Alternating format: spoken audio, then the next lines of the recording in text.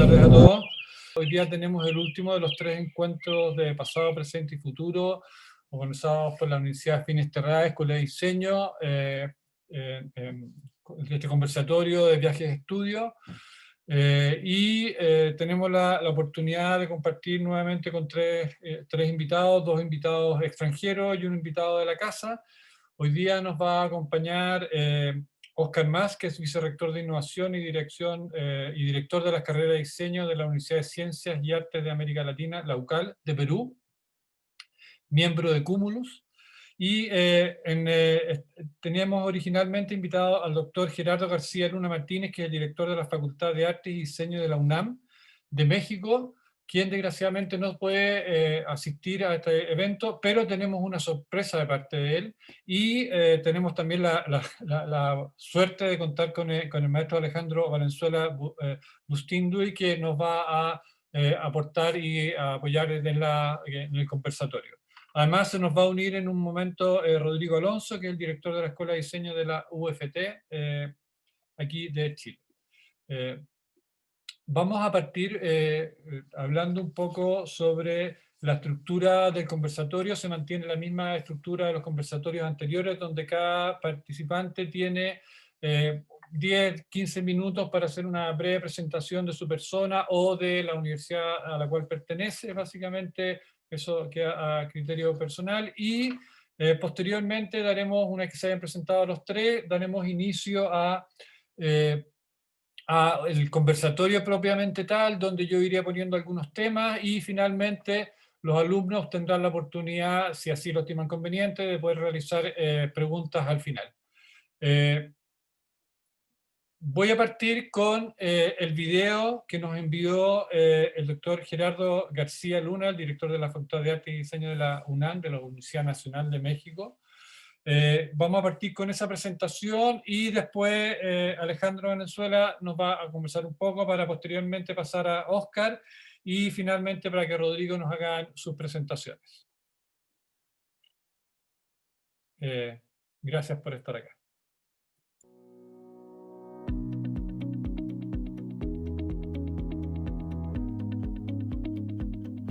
Hola, espero que se encuentren muy bien en el horario que nos estén sintonizando, que nos estemos conectando, toda vez que pues esta realidad a la distancia y esta realidad pandémica pues nos hace ser casi multipresenciales y multitemporales en las realidades que compartimos. Desde la Ciudad de México, desde el barrio de Santiago Tepalcatlalpan, Xochimilco, en donde se encuentra la Facultad de Artes y Diseño de la Universidad Nacional Autónoma de México, les enviamos un cordial saludo, no sin antes agradecer al maestro Gonzalo Raineri la invitación para poder platicar con ustedes un panorama, si bien cronológico, un fenómeno temporal de lo que es la disciplina y pasión que nos une a todos nosotros y que es el diseño.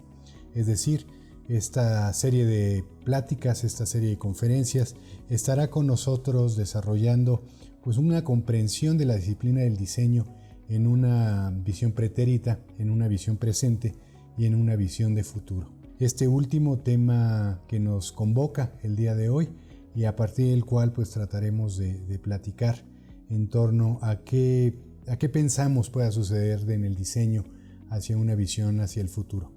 Creo que si la visión es prospectiva, si la visión es futurista, por decirlo menos, hay 2 caminos inexorables. El primero de ello es jugar a la fanfarria, jugar al optimismo, jugar a la posibilidad de encontrar un diseño liberador y hermanado con las tecnologías, un diseño que fomente la humanidad a partir de un encuentro comunitario, a partir de un desarrollo de las economías locales. Pero indudablemente también puede haber una postura agorera, esto es una postura apocalíptica, una postura más pesimista sobre la circunstancia de que el diseño pueda ser un replicante de las formas hegemónicas, un dictador que fomente los procesos de consumo, si hablamos sobre todo del diseño y la comunicación visual, y un replicante de una serie de modelos serie posiblemente del diseño industrial. Quizá esta segunda postura sea una postura más recurrente si sumamos el pesimismo, la pesadumbre y los estados anímicos derivados desde la pandemia, Pero creo yo que tanto una como otra serían enfoques totalmente equívocos, que los abrazáramos de una manera única. Es decir, no podemos echar las campanas al aire, no podemos nosotros pensar que el diseño va a ser una panacea que resuelva los conflictos y los problemas que tiene la humanidad. Y por el otro lado, tampoco ese destino inexorable de ser un replicador de formas y de estéticas desde la hegemonía. Creo yo que lo que nos toca y lo que compete a la región latinoamericana es trabajar y desarrollar una visión del diseño desde una transformación de lo local, desde una conciencia de que el diseño puede construir hacia una política y hacia una reflexión en torno de la dignidad humana y hacia un desarrollo de los procesos más dignos y más concertados en lo que lo comunitario y local, creo yo, nos invitan. Es por ello que en un sentido y en un carácter pues, muy local, ustedes bien saben que una de las pasiones populares y culturales de la nación mexicana es la lucha libre. Entonces, haciendo un poco parodia y símil, sino que analogía a lo que es la lucha libre, hemos hablado de estas tendencias rudas, técnicas y exóticas del diseño a partir de lo que pueden ser escenarios futuros. Entonces, demos marcha, demos inicio a esta pequeña reflexión y en un sentido, creo yo, pues con un afán ante todo didáctico, no por ello libre de posible sospecha o de ser enormemente parcial y reduccionista, podemos entender la revolución del diseño en tres escalas hacia un enfoque futuro. El primero de ellos es una revolución industrial, una economía política del objeto, es decir, el diseño surge con una transformación industrial y eso lo lleva a una metodología funcionalista. El segundo sería una industria cultural y es ahí en donde se enmarca el desarrollo de la escuela de Weimar y de la Bauhaus, en donde hay una economía política del signo. Hay una construcción del diseño orientada hacia una ideología y hacia una postura metodológica que nos llevaría de las metodologías de la optimización, es decir, lo que es rentable y lo que es funcional inminentemente será bello. Y frente a estos capitalismos neoliberales encontramos una economía política del diseño, en donde existe una metodología de la seducción, pero también creo yo estamos obligados a una metodología de la alternancia y a una metodología de la viabilidad en los espacios comunitarios. Nos asalta una pregunta entonces, y esto nuevamente vuelve a los regionalismos o a los aspectos locales de lo mexicano. Si vivimos en una economía política del diseño, ¿por qué nos es tan difícil encontrar trabajo o, como coloquialmente se dice en México, encontrar chamba? ¿Por qué si hay un escenario futuro en donde las economías y el desarrollo de las naciones estará sobre la innovación y lo que se ha denominado industrias naranjas, nos es tan difícil poder desarrollar un trabajo de diseño local o latinoamericano? Creo que la pregunta es, y eso viene con autores de su región, en toda sociedad donde una clase social es dueña de los medios de producir la vida, también esa misma clase social es la propietaria de los modos de producir las ideas, los sentimientos, las instituciones, en una palabra, de dotar el sentido del mundo. Bien, la definición de Dorfman y Maeterlinck, si bien nos habla de lo que fue esta teoría crítica y este pensamiento de la hegemonía, como frente a una serie de centros y de polarización de las economías en centros que irradian los más media o que irradian las tendencias de diseño, aparece ahora como en una visión más crítica la posibilidad otorgada sobre todo sobre los dispositivos electrónicos y las interfaces individuales a la posibilidad de atomizar y de hacer más horizontal estudios críticos y estudios de cultura. Creo que un camino irremediable que nos toca como región es el desarrollar un diseño que tenga frente a esta vía hegemónica dos canales posibles. Un canal que recupere lo que es lo remedial, y lo remedial no es sino ese contacto con el origen, ese contacto con la artesanía, ese contacto con los relatos establecidos. Recordemos, por ejemplo, a Néstor García Canclini y una de sus últimas obras que habla sobre las sociedades sin relato, las sociedades sin arraigo, las sociedades sin identidad, y creo que la región latinoamericana, si de algo goza, es un capital simbólico de una identidad que puede hacer resistencia a estas tendencias. Entonces, a partir de ello, creo que hay la posibilidad de en el futuro pensar al diseño de dos maneras. Primero, como un artefacto ideológico de una época determinada, y segundo, llevar la forma hasta su última consecuencia. Las tres viñetas que me acompañan estarían de alguna manera ilustrando lo dicho. Y finalmente, creo que en el diseño, y esto es la analogía a lo que es la lucha libre, en el diseño los relevos, que es la sustitución de un luchador por otro, no son de fiar. ¿Por qué decimos esto? Porque lo técnico no juega limpio y porque la única técnica posible es la rudeza. ¿Rudeza en qué sentido? La rudeza en que el diseño deje de ser un potenciador de la producción para convertirse en un elogio al consumo. Necesitamos recuperar, y más que en una disyuntiva entre el factor económico que pone a la producción en un relato de necesidad de un público de consumo, más bien en la comprensión de que el diseño debe ser un facilitador de la experiencia de vida de un usuario o un posible cliente. Finalmente, yo le recomiendo cómo podríamos zafarnos de esta llave, es que la cultura élite y oficial no puede ya aspirar a colonizar, dominar o abarcar la vida cotidiana, puesto que ahora existe algo que crece a partir de sus propios recursos, una producción cultural creadora de significado y uso común, llena de implicaciones para el resto de la sociedad. Las tres posibilidades que propongo son que si pintamos la aldea, pintamos al mundo interno. Hay que pensar en un diseño más que mundial o universal, un diseño regionalizado que nos haga dialogar a los pares que estamos, los límites con la construcción de un muro que divide al mundo anglosajón, de un lenguaje propio y discursivo de enorme riqueza simbólica. De ahí que creo que las tres posibilidades de riqueza son, primero, dominar la técnica piso y los lances conceptuales. El diseño, no obstante, del plano especulativo que el mundo de las tecnologías nos vende, requiere día con día diseñadores más comprometidos con una técnica y con un saber hacer y con las metodologías de las disciplinas proyectuales. Finalmente, lo local antes de lo global. La expresión coloquial sobre los códigos del enunciado de la imagen oficialmente aceptado. Y el último de los elementos, en el caso particular, que es la apuesta de la Facultad de Arte y Diseño, un diseño desde el imaginario de la mexicanidad.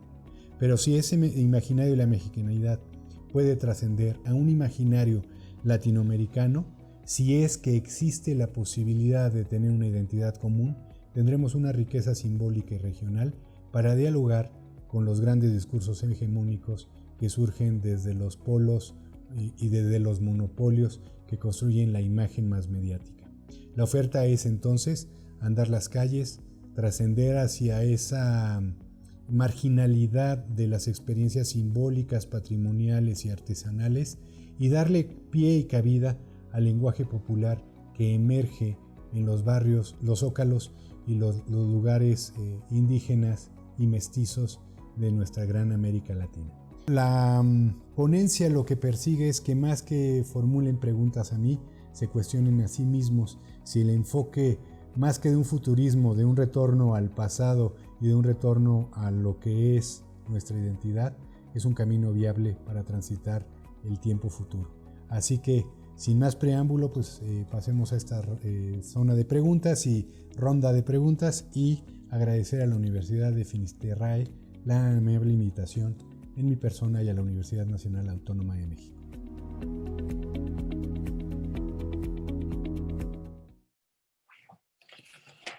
Ahora estamos de vuelta en vivo y en directo. Esa era la grabación que nos envió Gerardo y Alejandro, tú que estás en representación de Gerardo, no sé si quieres agregar algunas palabras. Pues sí, principalmente, bueno, ¿ya me escuchó?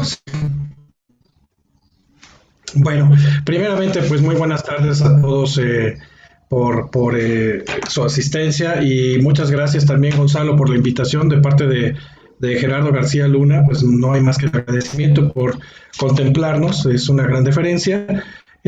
Yo quisiera aprovechar para pues disculpar la participación en video de nuestro director, pero desafortunadamente, aún ya hecho este compromiso, pues tuvo que atender otro que, dada la importancia de la rectoría, pues no pudo desatender, y creo que todos aquellos que estén a cargo dirigiendo áreas pues sabrán a qué me refiero, pero con todo gusto sí tenía una gran preocupación de poder participar, de poder estar con ustedes, y yo pues vaya, de alguna manera pues me sumo a este esfuerzo. Yo colaboro en la oficina de dirección con Gerardo. Soy egresado también de la Facultad de Artes y Diseño. Ambos somos egresados de esta Escuela Nacional de Artes Plásticas, que hoy por hoy es Facultad de Artes y Diseño. Gerardo García Luna es egresado de la carrera de diseño gráfico, estudió la maestría en artes visuales, en la orientación de arte urbano, justamente en la misma facultad, en su unidad de posgrado, para posteriormente hacer el doctorado en la Universidad Politécnica de Valencia, en Bellas Artes. Por mi parte, pues bueno, yo soy egresado también de la ENAP, como lo comenté hace unos minutos.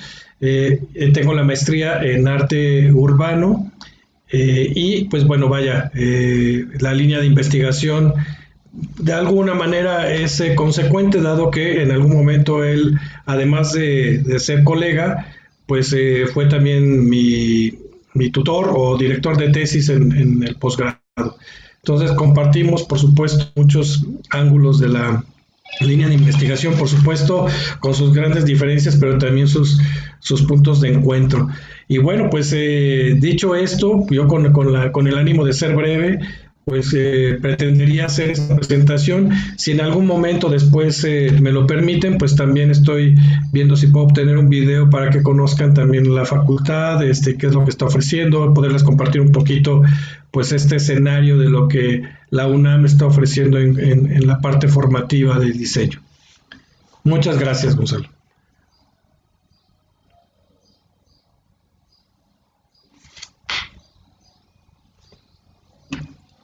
Muchas gracias, Alex.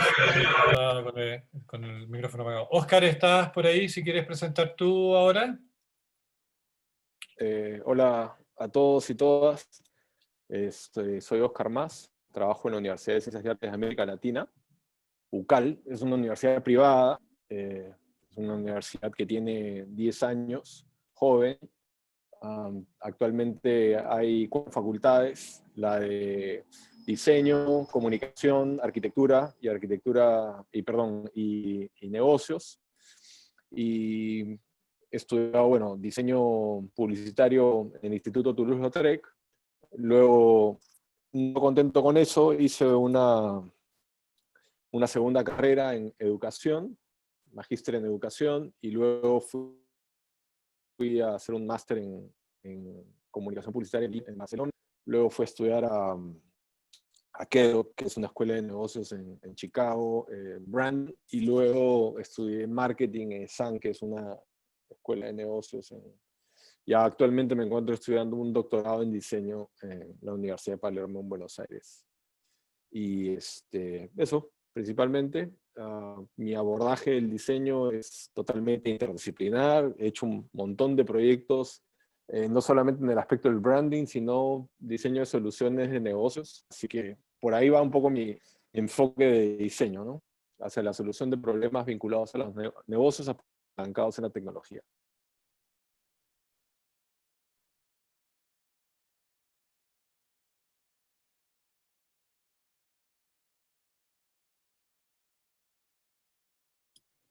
Tu conexión está un poco inestable, pero yo creo que la haremos funcionar.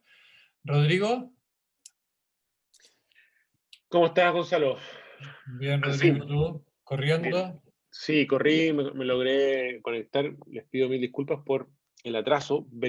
Estaba muy lejos y llegué, un poco atrasado, pero llegué. Feliz Encantado de compartir en un momento donde la conversación puede ser fluida en vez de un monólogo, en vez de donde uno hable solo de lo que ha hecho, me parece más fructífero. Yo igual les voy a contar algo respecto a qué es lo que he hecho. No sé si tú hablaste algo antes, Gonzalo, porque yo como llegué a Básicamente yo hice la presentación del contexto de los viajes de estudio brevemente, y que eso lo hice en realidad previo a partir la grabación, y después ingresaron, se presentó Gerardo, se presentó Óscar ahora, y estamos recién Perfecto. partiendo. Bueno, entonces muchas gracias. Buenas tardes. Soy Rodrigo Alonso. Soy diseñador gráfico de profesión o industrial o multidisciplinario por deformación. Soy el director de la Escuela de Diseño de la Universidad de Finisterra y me considero una persona sumamente enfocada en hacer mucho. Me gusta conversar, me gusta hablar, pero me gusta mucho más hacer. Creo en el diseño como una disciplina, y siempre lo he dicho y a veces muchos se enojan conmigo, es una disciplina que no es exclusiva de diseñadores, sino que es una disciplina que existe desde que el hombre está sobre la Tierra, o desde que el ser humano en realidad está sobre la Tierra, con su capacidad de observación, con su capacidad de darle un valor funcional a una cosa, a un objeto, a un elemento, y con eso transformar su espacio, transformar el mundo y hacerlo evolucionar. El diseño existe antes de la academia, el diseño existe antes de la disciplina, y como tal, al existir antes, de alguna manera, yo opino que lo tenemos todos desde el origen, desde nuestra cuna, desde nuestra madre. La capacidad creativa, de observación e inventiva existe siempre. Y aquí quiero contarles un par de cosas respecto a lo que he hecho. Voy a compartir pantalla, Gonzalo. Está habilitado para compartir Sí, pantalla. perfecto.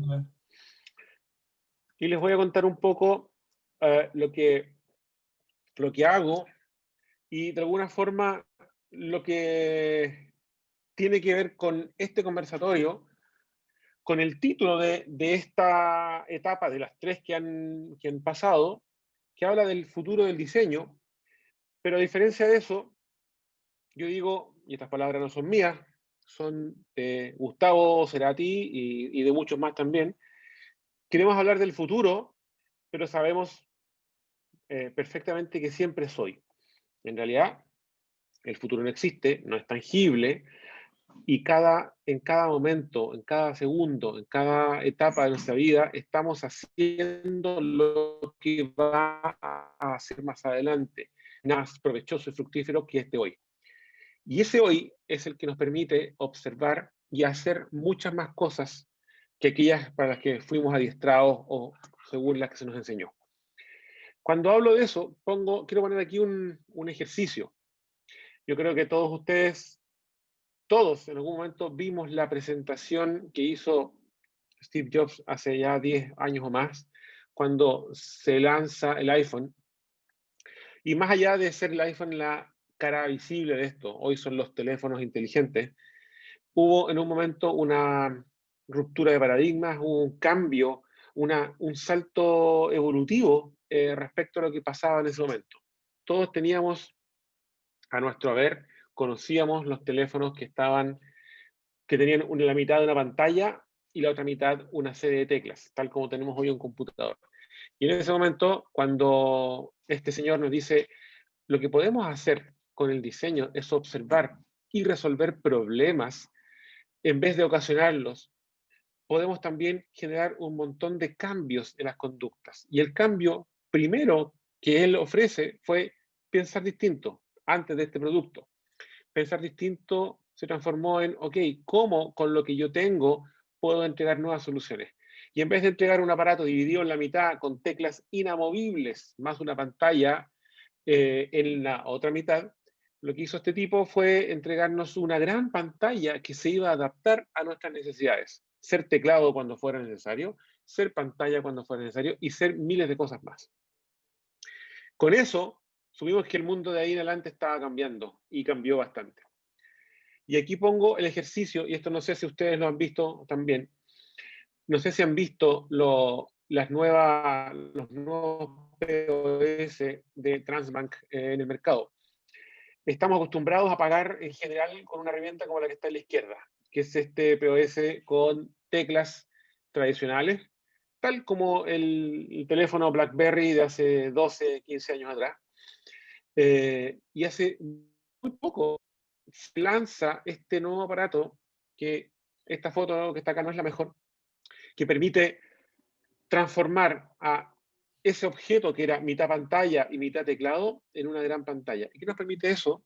Que además de tener un menú mucho más grande para distintas formas de pago, es tener algo tan simple, que antes, simple digo ahora gracias a la tecnología, que antes no era posible, es tener un teclado inteligente.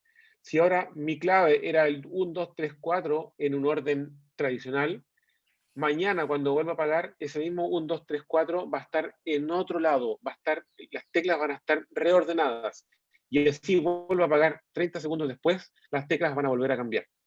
Es decir, se inhabilitó de alguna forma también toda la posibilidad de clonar tarjetas y de aprenderse claves gracias a la ubicación exacta de los números. Algo como eso, que es la observación y que transformó a un aparato tradicional en un aparato nuevo y obviamente con muchas más posibilidades, viene también desde la capacidad de observación. Eso es lo quise plantear como un punto de partida dentro de lo que para mí es el diseño. El diseño nos permite con buenas herramientas observar y también solucionar. Soy diseñador gráfico. Yo estudié en INACAP, que es un instituto en Chile, porque yo quería estudiar arquitectura, pero no pude en ese momento porque me enfermé. Y lo estudié como mi segunda carrera en opción.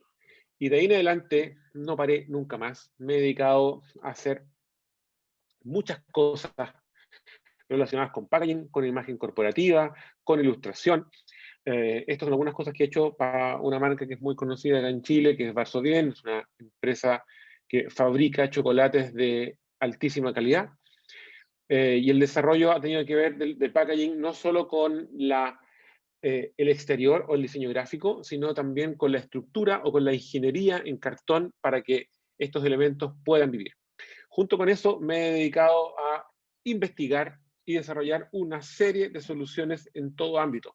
Espacios, elementos pequeños, productos, packaging, indumentaria, mega espacios o ferias o recintos feriales o espacios efímeros de exposición temporal. Acá hay una imagen un poco mayor. Muchos otros objetos que son simplemente autoencargos e investigación. Investigación y desarrollo de mobiliario urbano, etc. Y en base a eso, también les quiero contar aquí de una forma muy rápida, he incursionado en espacios como la joyería o microproductos, por un lado con la artesanía, por otro lado con la tecnología como la impresión 3D para desarrollar objetos. En base a eso también, y a la investigación en particular, he ido mezclando técnicas. He trabajado con plásticos, con inyección de los plásticos, con todo tipo de polímeros, con formas complejas, al principio desarrolladas con matricerías hechas en Chile, otras en el exterior. También mucho packaging para los productos que he desarrollado para mis propios encargos como para los clientes. Trabajo relacionado con la sustentabilidad, con la investigación de materiales y con las posibilidades que tenemos con estos materiales para generar nuevos productos y ojalá masivos que permitan cambios conductuales en el desarrollo de mobiliario urbano, de elementos que sean masivos también.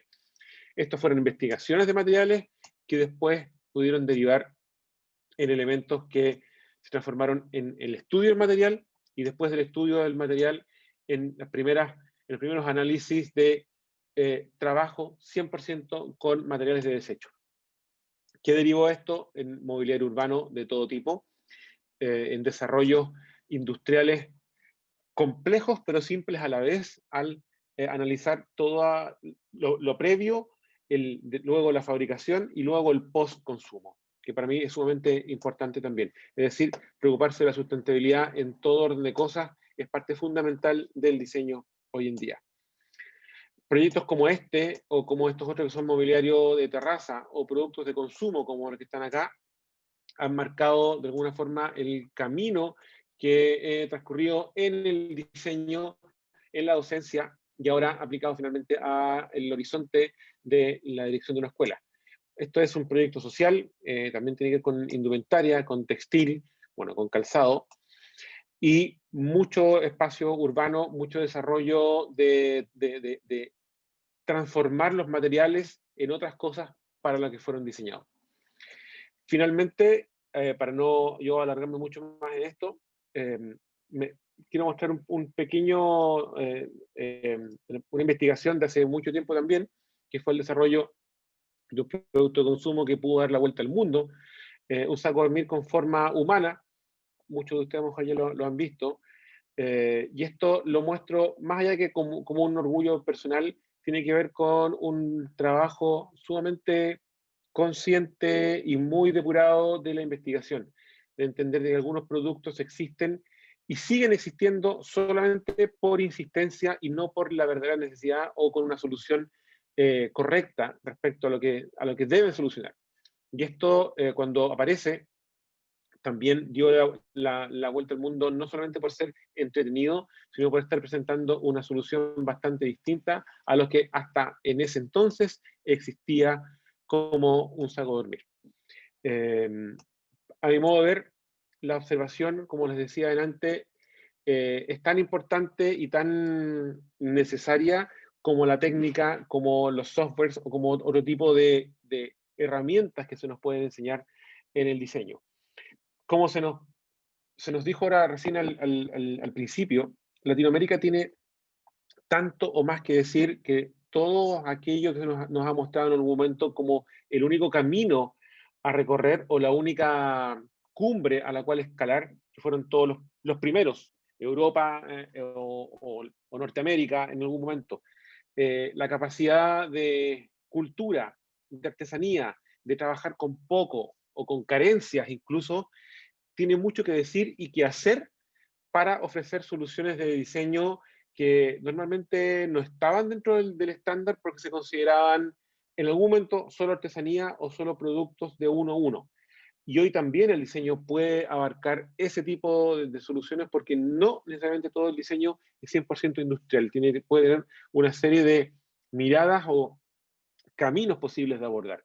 Con la artesanía, con la tecnología, con el desarrollo 1-1 o con la tecnología orientada a la producción en baja escala. Eso es en general, de eso quería hablar en corto como una presentación. Y ahora feliz y contento de compartir observaciones y comentarios respecto a todo lo que tenemos que decir. Gracias, Rodrigo. Quería partir con algunas, y fui tomando nota un poco, y de Gerardo García me interesó mucho en su video, usó una palabra que está de cierta forma implícita, pero que tiene una connotación distinta a lo que estamos hablando hoy día, que es del futuro del diseño en Latinoamérica, y él habló de este concepto del futurista, del futurismo, de esta cosa de cierta forma proyectarse, y al hablar de futurismo de cierta forma uno siempre tiene esta idea casi de los supersónicos, de los Jets Simpsons, de este mundo como ultra tecnologizado, ultra industrializado, ultra comercializado inclusive, y él hace justamente esta referencia, habla de esta fanfarria del optimismo, y por otro lado asociado al mismo tiempo con este consumismo desenfrenado en el cual estamos metidos, pero él toma estos dos elementos y dice, sí, estos son generalmente estos escenarios que se nos presentan, pero él da vuelta de cierta forma y dice, nosotros deberíamos mirar y deberíamos empezar a pensar en este diseño regional, en este futuro basado en nuestras raíces.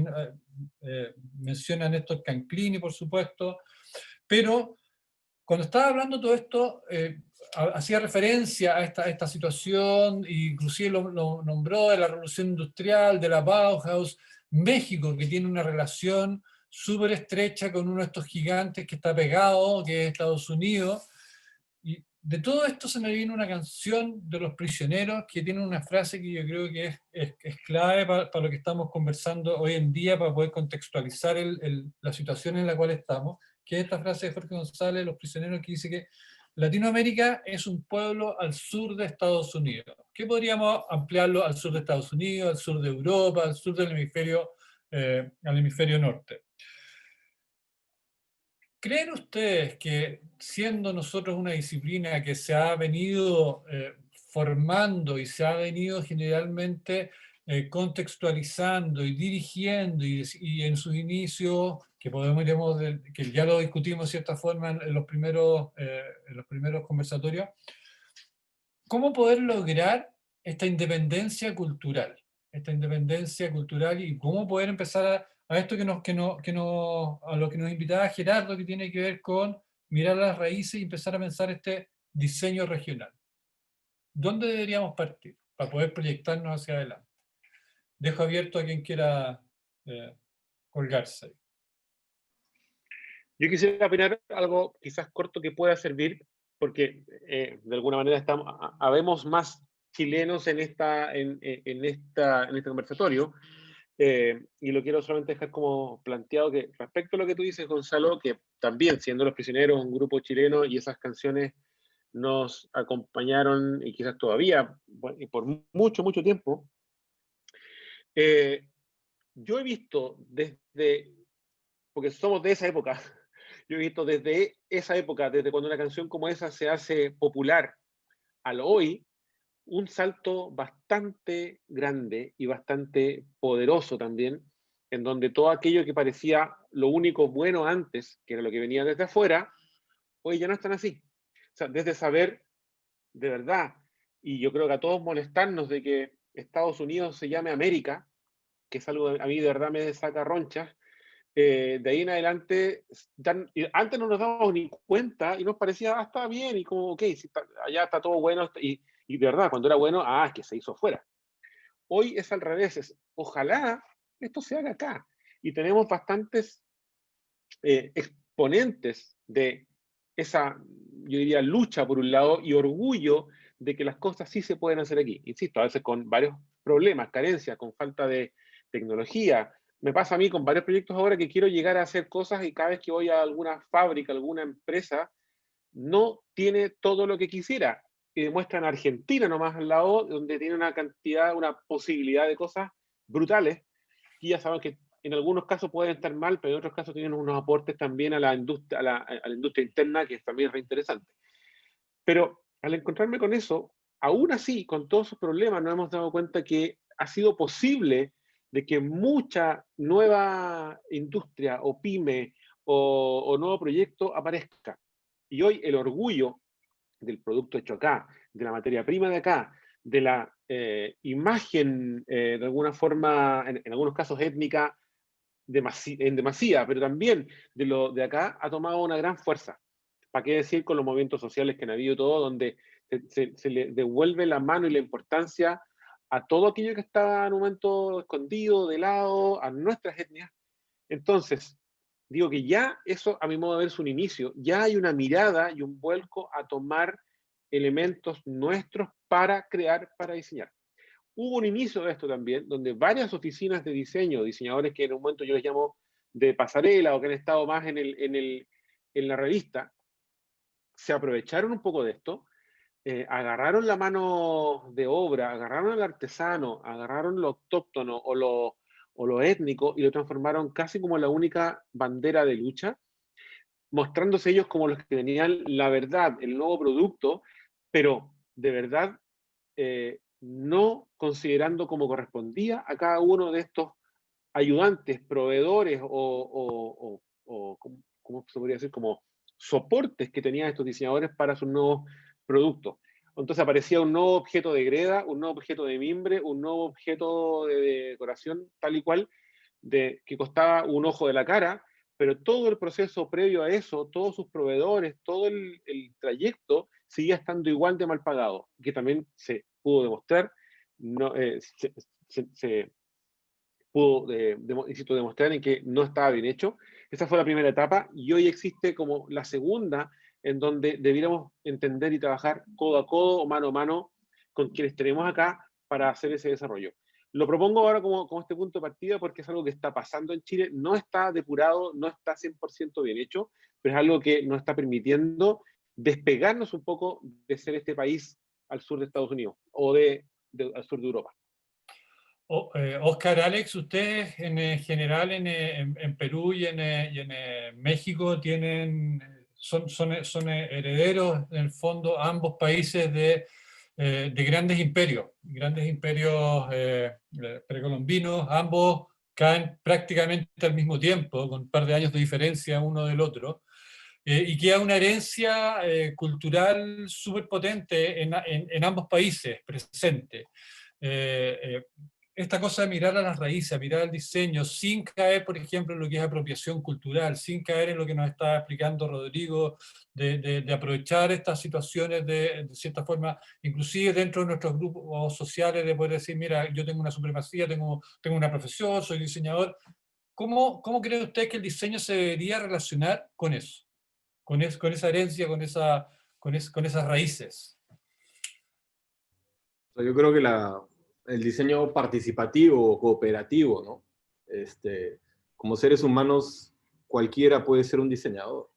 Es más, las personas que tienen recursos para salir adelante por A, B o Z motivos, pues tienen cierta recursividad, y en esa recursividad están diseñando la manera de salir adelante. Entonces, yo creo que son usuarios habilidosos, utilizaría ese término.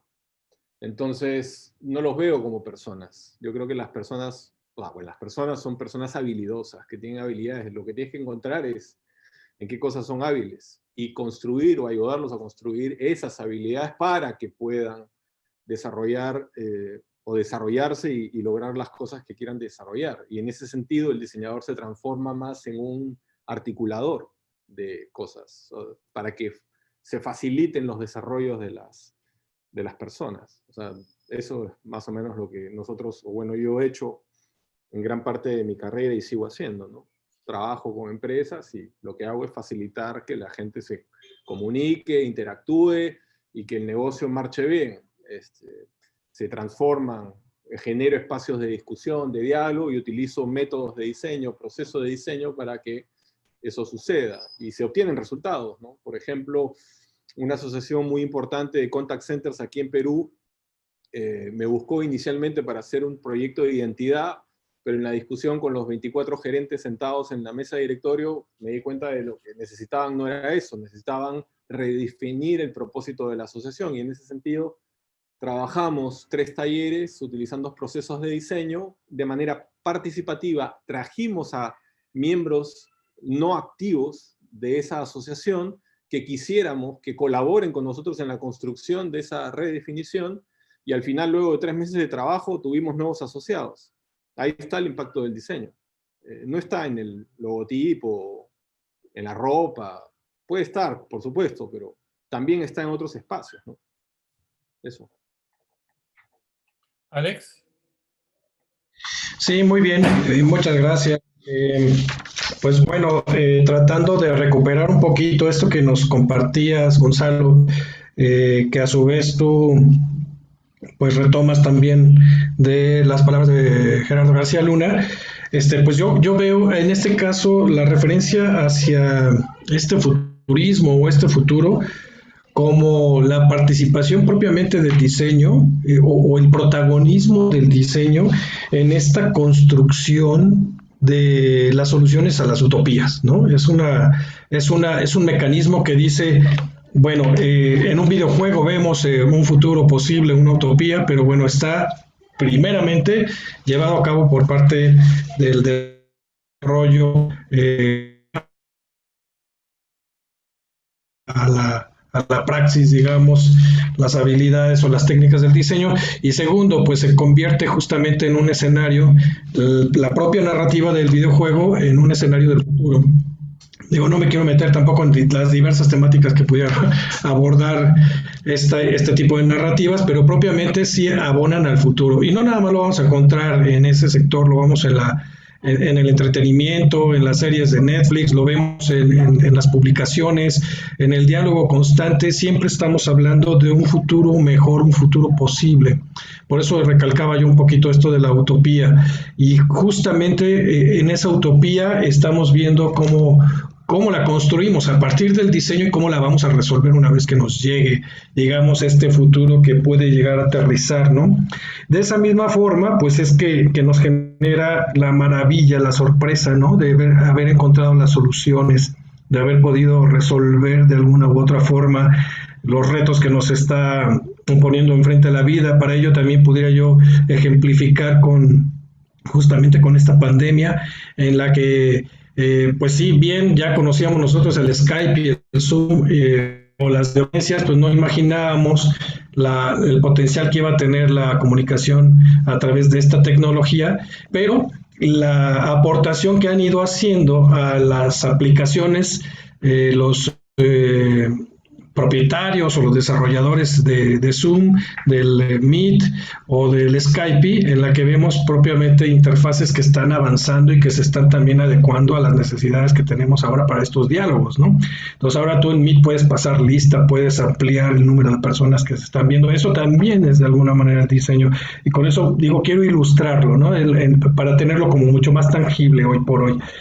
Ahora bien, también comentabas pues esto es un poquito esta cultura del espectáculo llevada a lo cultural, ¿no? Que digo, ya está más por allá de Debord.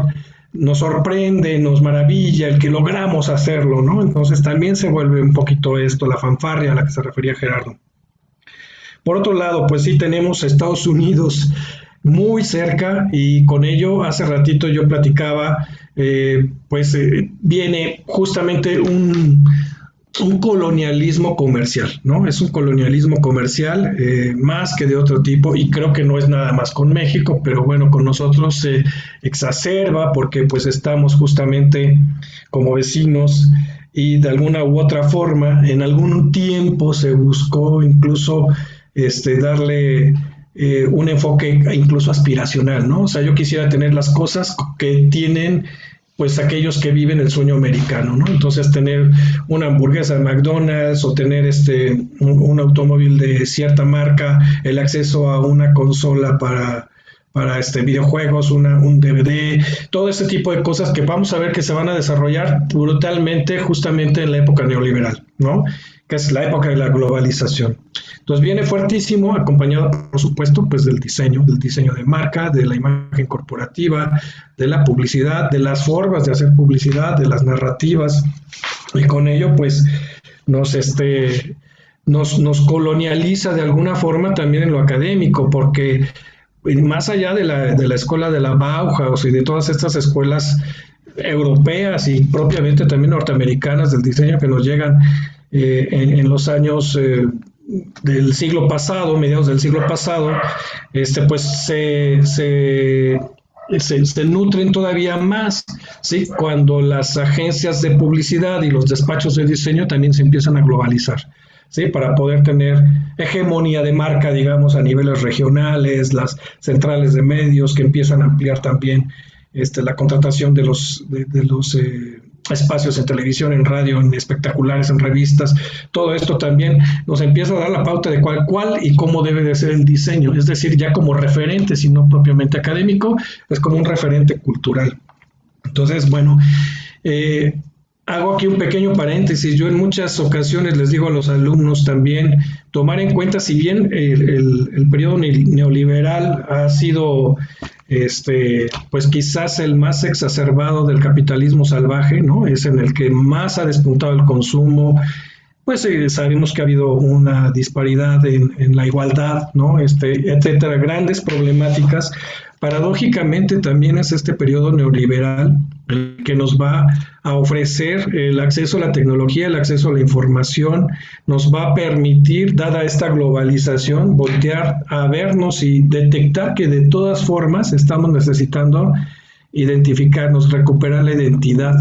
¿Sí? Como que nos perdimos en esta locura, en esta borrachera, por decirlo así, en la que justamente, como lo decía Rodrigo, decíamos, pues, los productos, aquí en México le llamamos fayuca, ¿no? Cuando podías traer algo que se producía en Japón y que pasaba por Estados Unidos, pues pasaba en los años que yo recuerdo de mi infancia, que ya hace algunos buenos años, pasaba de contrabando. Entonces tú ibas incluso a tianguis en los que podías encontrar películas, reproductores de VHS, radios y todo esto, y decían, pues es un tianguis de fayuca, ¿no? Y entonces decíamos, pues lo que está hecho en el país, pues no tiene la calidad de lo que está hecho o en Japón o en Estados Unidos, que era como que el parámetro, el paradigma. Y bueno, regresando justamente a este periodo neoliberal en el que abrimos fronteras, quitamos aranceles, ampliamos los mercados internacionales, entonces nos topamos de frente diciendo, bueno, pues si estamos produciendo para exportar, si estamos haciendo cosas también para otros países, si las estamos haciendo bien, pues ¿quiénes somos, no? Y entonces, ¿qué estamos haciendo con el diseño? O sea, estamos importando también el diseño, las formas de hacer diseño, pero ¿qué pasa con nuestro diseño? ¿Nos estamos convirtiendo en qué? Estamos entrando, digamos, en esta idea de la crisis.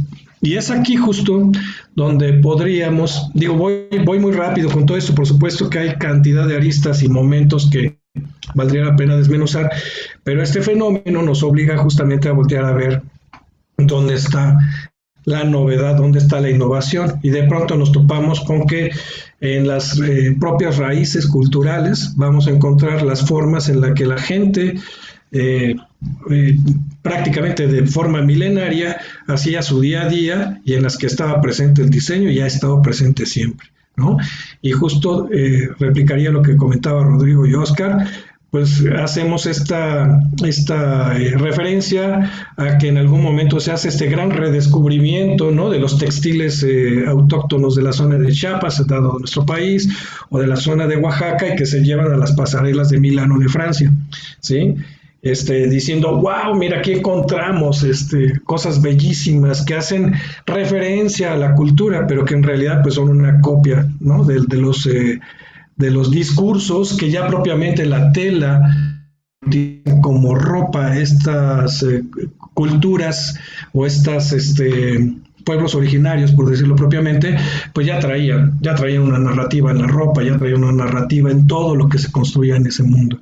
Entonces, por ahí podríamos decir que más que otra cosa estamos ampliando la mirada, y es ahí donde justamente, decía yo la ropa, pero también en las vasijas, en las ollas, en cualquier objeto que hoy por hoy llamamos artesanía, pues encontramos, ¿no? Son narrativas distintas, son cosmogonías, digamos, también diferentes, que hoy nos estamos permitiendo redescubrir.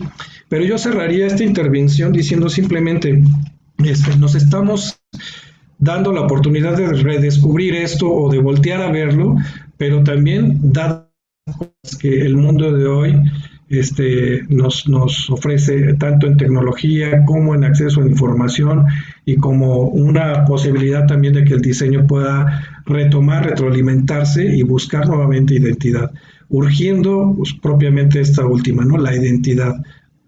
Con eso terminaría yo mi intervención. Muchas gracias. Quería aprovechar un poco las palabras que han dicho los tres, que me fueron saltando algunos puntos de conexión que nos hablan de relaciones entre seres humanos, básicamente, más que de imágenes o de objetos o de industria, porque ambos O sea, los tres hablaron efectivamente de estas relaciones, de este cooperativismo, de esta equidad social al momento de pensar un trabajo, un proyecto de diseño. Ya no es solamente con la vista en el resultado final, sino que ambos tres, o sea, los tres mencionaron dentro de su trabajo este proceso, esta preocupación por de dónde viene, cómo es producido, hacia dónde va. Y tiene que ver, de cierta forma, con un término que se ha venido apareciendo últimamente, que tiene que ver con este crecimiento de este modelo neoliberal en el cual estamos insertos todos y en el cual hemos sido partícipes absolutamente todos. O sea, no es que estemos ajenos a, sino que somos parte del mismo problema. Y este crecimiento que es, se supone un crecimiento ilimitado, se apunta siempre hacia un crecimiento vertical de tratar de crecer lo más posible cada año en relación y en desmedro y en negación, de cierta forma, de aquello que hay que sacrificar para que un cierto grupo tenga un crecimiento asociado. Y el término al cual yo me refiero básicamente tiene que ver con cambiar esta mirada, esta perspectiva desde un crecimiento vertical, que es el que impone de cierta forma el neoliberalismo, hacia un crecimiento horizontal. Y dentro de este crecimiento horizontal empiezan a aparecer un montón de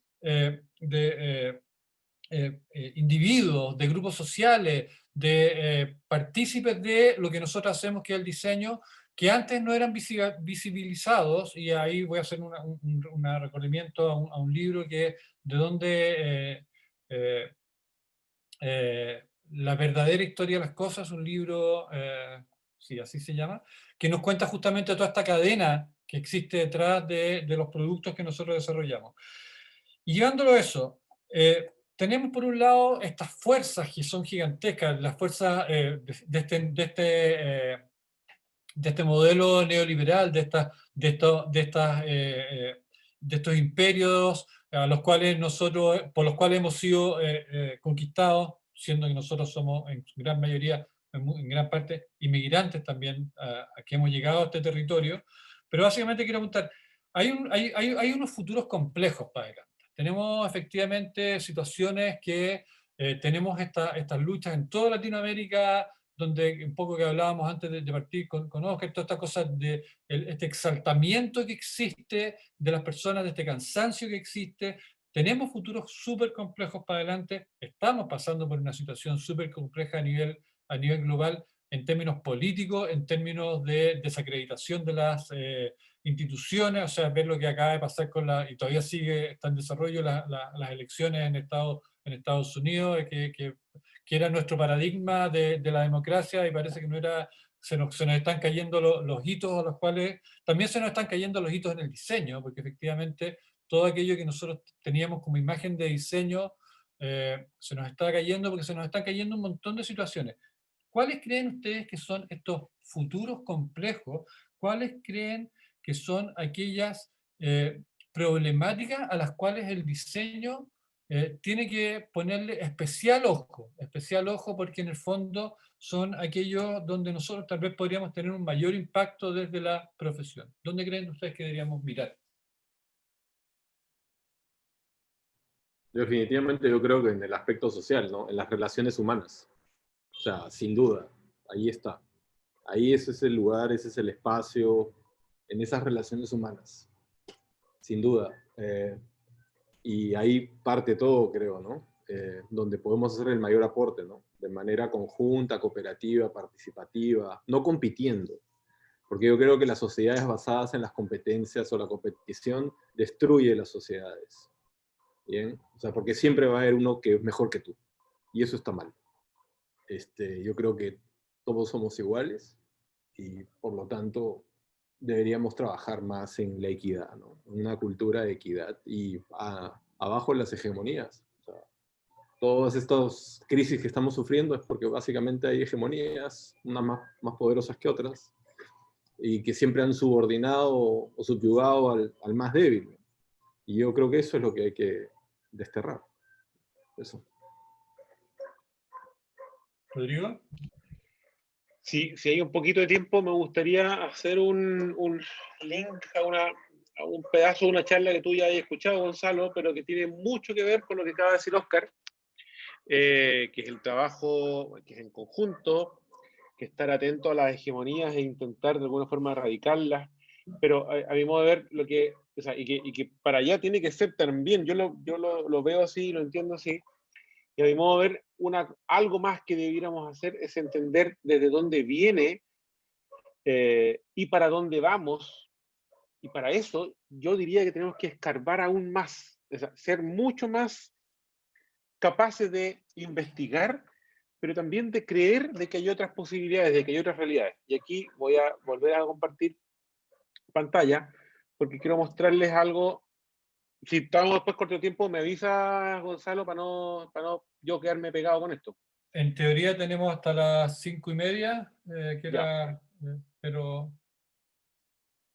Mira, lo que les quiero contar acá tiene que ver con que hemos venido desde muchísimos años siendo educados de una manera, con la física vista también de una manera, porque no, okay, no había tecnología, no habían otras posibilidades de analizar lo que hoy se analiza. La física newtoniana de este señor que, o sea, ha hecho muchas cosas, gracias a todo lo que él nos dijo, hoy los cohetes se elevan, ¿no? Así de simple. Si tú aplicas cierta fuerza, los objetos se mueven, si tú empujas una pelota también se mueve, si la frenas también se frena. Hay un trabajo, una investigación brutal, muy necesaria, pero que es parte solamente de un gran todo. Y no es porque solamente yo lo diga, sino porque también me he dedicado a buscar y a entender por qué pasan ciertas cosas. Son estos 350 años más o menos de enseñanza lineal, donde solamente a raíz de una causa hay un efecto, o a raíz de una acción hay una reacción. Y ahí está esta física newtoniana de la que hablo yo, donde se entendió esto como si fuera para el mundo completo, pero hoy entendemos que es solamente para una parte, para los volúmenes mayores, para la inercia, la rotación de los planetas. Son estas teorías que funcionan con velocidades menores a la luz. Pero si nos metemos en algo aún más quizás complejo o de menor tamaño, aparece la física cuántica, que son todos estos volúmenes de escala menor. De nuevo, si nos metemos a nuestra misma piel y nos ampliáramos con un microscopio muy potente, nos daríamos cuenta que no hay materia, hay solamente energía moviéndose ahí. Por lo tanto, todo lo que se nos decía en un momento donde la materia mueve la materia, no pasa lo mismo cuando nos metemos a nuestras moléculas, a nuestros átomos. No funcionan de la misma manera, funcionan gracias a una comunión, a un trabajo en conjunto. Todas esas moléculas y esas células que no vemos. Después el señor Darwin nos dice también de que el más fuerte se come el más débil, y porque así tiene que ser nomás. Y no necesariamente es así. Este señor nos dice que el fuerte le gana al más débil, que hay ganadores y perdedores, de que hay una competencia siempre por la supervivencia. Eso genera un desarrollo de la violencia, genera la necesidad de acaparar, porque si tú me ganas ahí, me voy a quedar sin nada, entonces voy a empezar a juntar más de lo que necesito. Por supuesto, guerras por el poder, destrucción de nuestro entorno, porque sabemos lo que provocan las guerras, y con eso empezamos a armar nuestros propios sistemas económicos, empezamos a gestar una forma de mover nuestros recursos vitales y de organizar nuestras estructuras empresariales.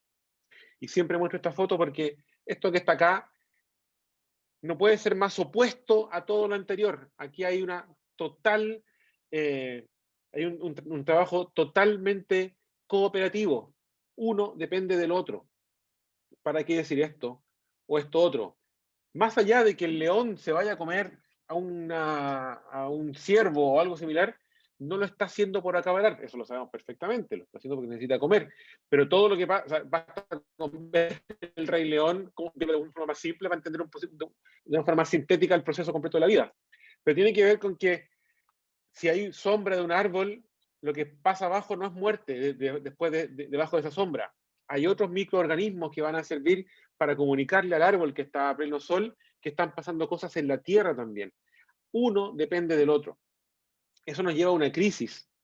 La crisis nos permite también saber qué está bien y qué está mal. Y hoy entender que hay una ciencia que es en general que está obsoleta en muchos casos, que hay un sistema de pensamiento también que está obsoleto, y este señor nos dijo en un momento que si es así, no podemos resolver todo lo que ha pasado con el mismo pensamiento que lo creó.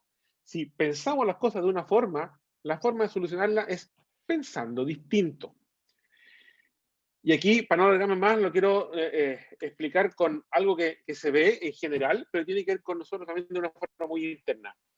5 veces en la historia de la Tierra se ha experimentado un episodio que eliminó al 79% de la vida en el planeta. Y eso se considera como una extinción masiva.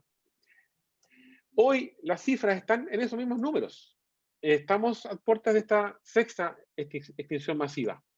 Y aquí cuando pongo estas revistas siempre lo digo, son revistas científicas, más allá de que esté National Geographic, está como revista científica, ¿no? Como Nat Geo. Sí, pensémoslo así. Si en nuestro cuerpo viven 50.000 millones de células, ellas para que vivan y para que nuestro cuerpo viva bien, tienen que estar en armonía. Si eso de alguna forma no pasa, cuando esas células no están en armonía, cuando pasa algo que las desordena, se generan las enfermedades autoinmunes y se genera por lo tanto una autodestrucción, distintos tipos de enfermedades. Hoy en el planeta somos solamente 8.000 millones de personas que podríamos pensar que somos las células de un gran cuerpo mayor. Si nuestro cuerpo que habita en 50.000 millones podemos hacer algo mejor y 8.000 no nos podemos poner de acuerdo, es porque de alguna forma está pasando algo también similar. Hoy las personas o células que componen nuestro planeta no están en armonía, por lo que podríamos decir que estamos generando una enfermedad también autoinmune con claros síntomas visibles. Ese es el caos que hoy hay hoy, pero la naturaleza sabe de alguna forma que dentro del caos nos sirve muchísimo para el cambio. La naturaleza produce la evolución en total comunión con el entorno y se adapta a él. No quiero hablar de esto que es parte de otra cosa.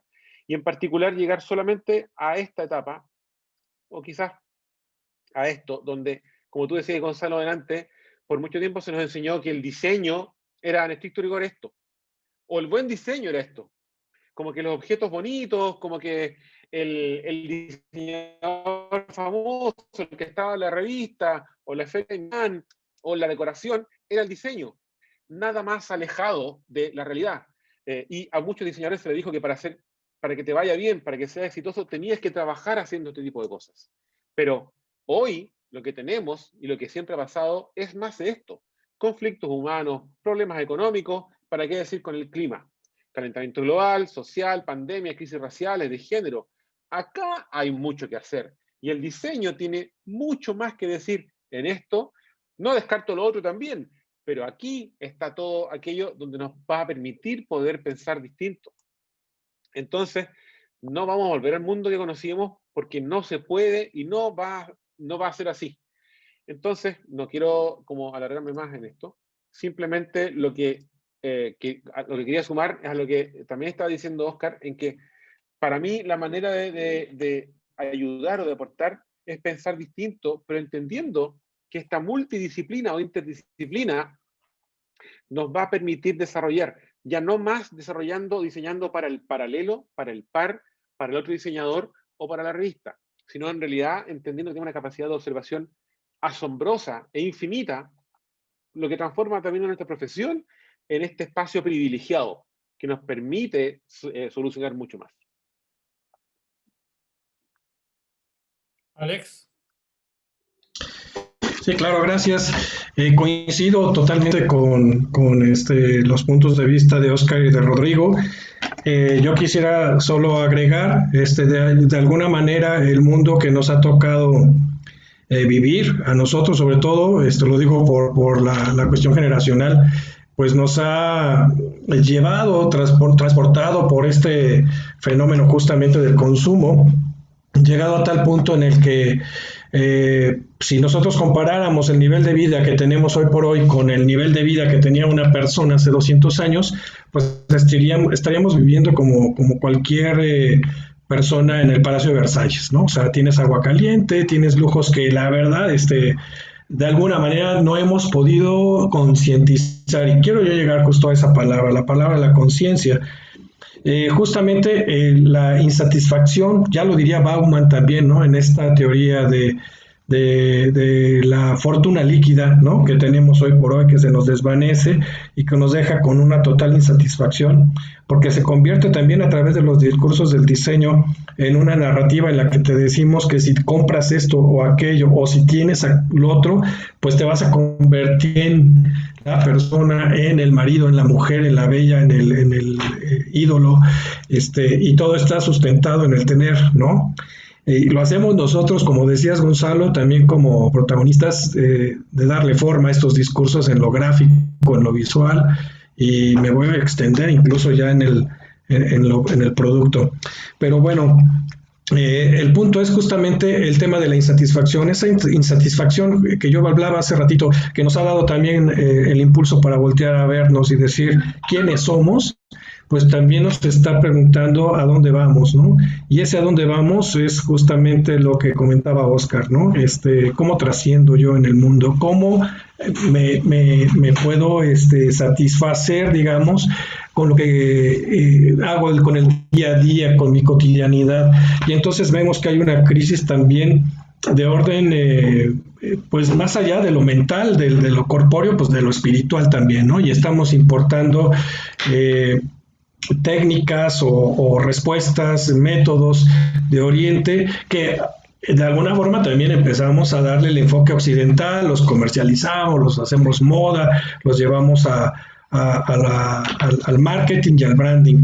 Pero bueno, persiste aquí justamente que hay una necesidad propiamente de la trascendencia del ser, de la vida espiritual, de la vida humana, de la conciencia, y por eso es que también yo quisiera agregar hemos últimamente también en nuestra facultad pues tratado de abordar los temas que tienen que ver con el capitalismo consciente y la teoría de los stakeholders o de los participantes, misma que yo abrevio brevemente, perdón por la redundancia.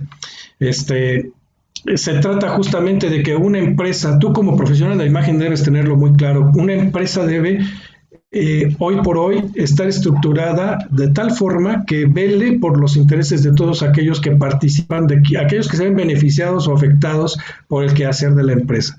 Llámense empleados, proveedores, medio ambiente, gobiernos, etcétera. Todo lo que esté alrededor, digamos, de alguna manera se vuelven participantes o stakeholders, ¿no? Esto obviamente es una postura muy contraria al capitalismo que justo en términos de neoliberalismo hemos venido viviendo, dado que de alguna forma cuando Edward Friedman lanza esta teoría en 1983 le dicen que es un comunista que se había fumado 2 o 3 porros, ¿no? O sea, ¿cómo pensaba él que el esfuerzo privado iba a permear hacia otras personas que no estaban haciendo lo suyo, ¿no? Que estaban dependiendo, digamos, del empresario, del que tenía los medios en la mano para poder avanzar. Es decir, se topó con pared. Sin embargo, esa teoría hoy por hoy sustenta el branding, ¿no? Porque si nos ponemos a pensar a quiénes llega el branding, pues llega justamente a todos esos públicos, a los empleados, llega a los proveedores, llega a los medios de comunicación, llega a públicos secundarios, llega al gobierno y por hoy también pudiéramos tomar como entidades medio ambiente y otro tipo de factores. Entonces creo que el enfoque que le podemos dar al diseño, a partir de que el profesional del diseño tome en cuenta esto, es decir, si tú llegas con un cliente, te va a ayudar de 2 formas. Una, primero, preguntar si tienen este sistema ya implantado para que puedas tú garantizar que todo esfuerzo que hagas tú de diseño vaya a tener un efecto positivo. Porque si no lo tiene, de nada te va a servir que tengas una buena campaña, mientras el empleado cuando va al bar le dice al compañero, sabes que está pésimo el sueldo, la verdad es que es mentira todo lo que está diciendo el promo, todo lo que está anunciado, la verdad es ni le hagas caso. Y yo estoy hablando del bar, vámonos al Facebook, vámonos al Instagram, todo lo que puede detonar la red social. Entonces debe haber congruencia. Esto todavía no lo han entendido las empresas. Algunas ya están mudando justamente esta estructura, pero como diseñadores no podemos ser ciegos ante ello, porque si no estaríamos siendo parte del mismo ciclo vicioso de hacer lo que nos piden sin saber si realmente hay una estructura que realmente tenga esa ética o esa fortaleza o ese sustento. Eso por un lado, y por otro, pues se va a insertar en el capitalismo consciente, un capitalismo que hoy por hoy pues es la solución económica que tiene el mundo, no hemos encontrado otra. No vamos a decir que no vamos a seguir consumiendo cosas. Coincido igual ahorita, Rodrigo, con la presentación fabulosa que nos hiciste. Pues de alguna manera queda también ahí entre líneas que vamos a seguir consumiendo, ¿no? Ya sea los recursos propiamente que la naturaleza nos da, una fruta o lo que sea, y la reciclamos, ya sabemos cómo, pero también de esta manera en la industria, en el mundo moderno, pues tendríamos que replicar justamente el mismo mecanismo, cosa que parece trillada, pero que no hemos podido concretar.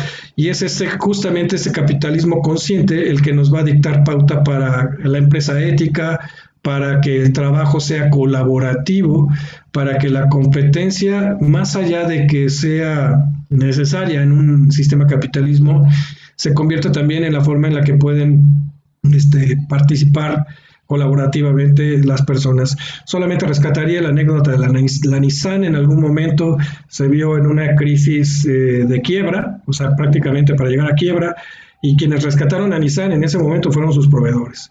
Y ahí no los mueve quizás, pudiéramos decir en el discurso, una compasión muy notable, una ética muy, muy entrañable, pero más allá de ello es también la necesidad de seguir teniendo un cliente tan importante como un armador automotriz. Entonces le dijeron, ¿sabes qué, Nissan? Tú no puedes quebrar. Tú no puedes quebrar porque aquí le voy a vender mis llantas, mis volantes, mis asientos, mis tapetes. O sea, tú no puedes quebrar. ¿Qué necesitas? ¿Cuánto necesitas? Se juntaron los proveedores y la echaron a andar. Esto aproximadamente tendrá unos 20 años, un poquito más, antes de que estuviera en manos de Renault. Pero lo pongo yo como ejemplo porque es justamente ese tipo de acciones las que se retoman en esta del capitalismo consciente. Dejo las notas de John Mackay, ¿sí? Ya también tiene algún tiempo la teoría. Hay esfuerzos importantes en varios países del mundo con respecto a ello, y pues creo que el diseño pues sí se debe retomar. Concluyo solamente diciendo, efectivamente, el diseño tiene que ser humano, tiene que tocar el alma, tiene que resolver la trascendencia del ser humano. No podemos seguir haciendo diseño para lo banal, ¿no? Que ha sido redituable, o sea, hemos sido cómplices de todo ello. Cuando se lo decimos a los alumnos se sorprenden, dicen, yo soy culpable de las islas de basura, sí, también, tú eres culpable de las islas de basura, porque habría quizás menos plástico si no hubieras hecho la campaña con tanta eficacia, ¿no? Sería todo, muchas gracias. Hay un tema que es transversal, no solamente entre ustedes tres, sino que también se dio a través de los 3 conversatorios que tenemos y que tienen que ver con esta cosa de lo social. Y eso nos lleva a, si nos ponemos filosóficos, a un tema que tiene que ver con lo ético del diseño. Hemos discutido durante los 3 conversatorios y se ha conversado de una manera u otra temas que llegan al cuestionamiento de la justificación y de lo que estamos efectivamente haciendo, y con aspectos evidentemente éticos del accionar del diseñador. Me voy a colgar de algunos autores que son del hemisferio norte, todos, y voy a explicar primero por qué voy a ocupar a estos autores inicialmente del hemisferio norte. Uno de ellos es Giorgio Agamben, que es un filósofo francés, que tiene una frase que a mí me encanta, en la cual él señala que se refiere a la contemporaneidad, a esta cosa de aquello que me está tocando vivir. Y él señala que contemporáneo es aquel con el cual uno puede conversar. Porque uno puede vivir en el mismo lugar y en la misma época con alguien, pero si uno no logra conversar con esa persona, difícilmente va a poder llegar a ser contemporáneo de esa persona. Con lo cual, me voy a saltar a otros, a unos noruegos, si más no me equivoco, son noruegos suecos, que escribieron un libro hace 25 años atrás que se llamaba Funky Business. Y ellos, dentro del modelo neoliberal que estábamos hablando, ellos plantearon una teoría cuando estaba dando inicio al modelo neoliberal, a la globalización, y decían, tu negocio ya no es local. Tú tienes que pensar efectivamente, debido a esta cosa contemporánea, a esta cosa, que así como tú tienes intereses personales, ese mismo libro, exactamente. Tú tienes que pensar que tus contemporáneos ya no están en tu espacio ni en tu tiempo, sino que están desparramados por todos lados. Entonces, lo que ellos nos trataban de decir, que era una teoría absolutamente nacida desde la economía, era decir, no busques a tu cliente, no busques a tu oportunidad en tu entorno inmediato, porque lo más probable es que no la encuentres, sino que tienes que mirar mucho más allá, tienes que mirar a este futuro y a esta distancia. Y para finalizar esta idea, esta cosa de qué es lo contemporáneo, qué es lo que es, con quién se relaciona uno, porque en el fondo ahora, claro, el título de estos conversatorios tiene que ver con Latinoamérica, pero creo que aquí es donde quiero ampliar el concepto de Latinoamérica y quiero llegar a este concepto de no país desarrollado o de situación en desmedro o que hemos sido colonizados, y tomar a Buckminster Fuller, que señalaba que para poder hacer un cambio, uno no puede intentar solucionar aquello, el problema que está, usando las mismas metodologías y estando parado en el mismo lugar donde se produjo ese problema. Básicamente dice, hay que destruir el modelo existente para poder construir uno nuevo. En este momento, estamos siendo escuchados por un montón de alumnos ahora que están presentes acá, pero probablemente, como esto aquí ha grabado, también podríamos ser escuchados para adelante.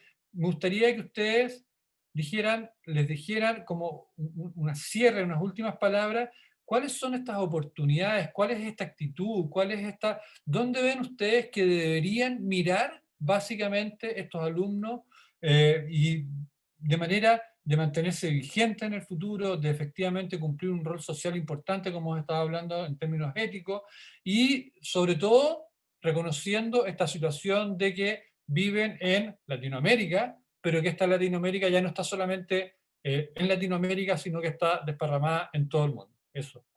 ¿Cuál es el consejo que ustedes les dan a estos alumnos para que vayamos un poco redondeando el conversatorio? Yo lo que diría, muchas veces me han preguntado también como, ¿qué le diría a nuestros alumnos o a quienes te escuchen? Hace mucho tiempo se tomaba a alguien como un referente, a un alguien o a una idea o una escuela, ¿okay? Y se pensaba que esa era la verdad, bueno, una de ellas, y se seguía ese camino. Cuando me lo preguntan hoy, yo también lo hice, yo también seguí, miré, me quise parecer, tomé algunos de esos referentes. Cuando me lo han preguntado hoy, lo que trato de decir es, primero que nada, es no busques necesariamente referentes, en este caso, sí, no al norte nuestro, ni en otro lado, ni en Google, ni en otra parte, no porque no existan o porque no sean buenos. Como decía Oscar, también siempre habrá alguien mejor que tú, o más rápido que tú, o más algo que tú. Es posible aprender, pero los referentes también nos marcan de una forma a veces demasiado obvia o inevitable nuestro camino, y no creo que hoy un referente o un par sea lo necesario. Si es, por lo tanto, dar un consejo, yo diría que el referente hoy es uno mismo. No porque yo o quien sea tenga que creerse que es lo mejor del mundo, sino que ese referente es el inicio de una búsqueda constante sin temor al riesgo. Al riesgo quiero decir aquel que es capaz de investigar, de explorar, de cuanta forma sea posible, y que no necesariamente va de la mano solo con lo que nos están enseñando, en este caso en la academia, un par de software o un par de técnicas, sino con la capacidad de explorar. Cuando logramos eso, empezamos también a darnos cuenta que tenemos una capacidad de mirar el mundo y de representarlo de una forma también. Y esa es nuestra verdad. Cuando me lo preguntaron muchas veces, Yo hago diseño industrial, pero yo estudié diseño gráfico. Y siempre digo que el diseño gráfico es mi lengua materna, fue con la que nací. Pero cuando hago diseño industrial, hago esa profesión con acento, la hablo con acento. Es una profesión que la estudié después, si es que la estudié. La hablo como Tarzán, con lo que fui aprendiendo en el camino.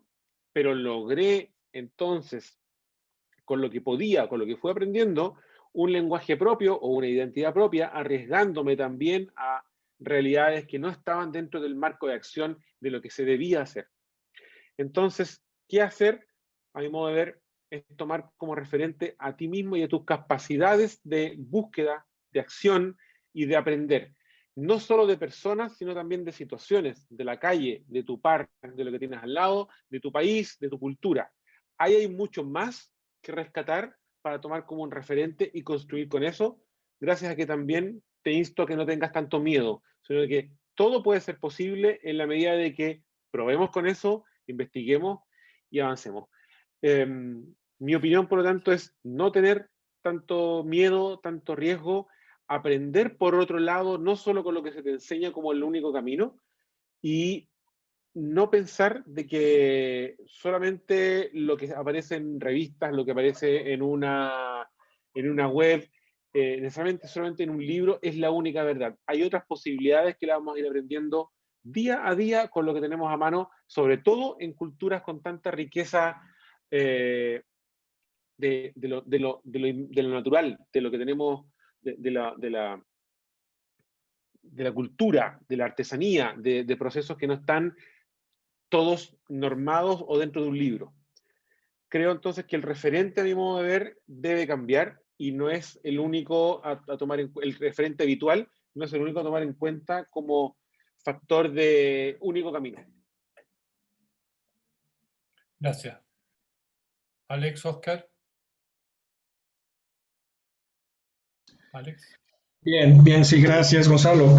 Mira, yo concluyo diciendo, creo que es necesario eliminar el eficientismo de nuestra mente, ¿no?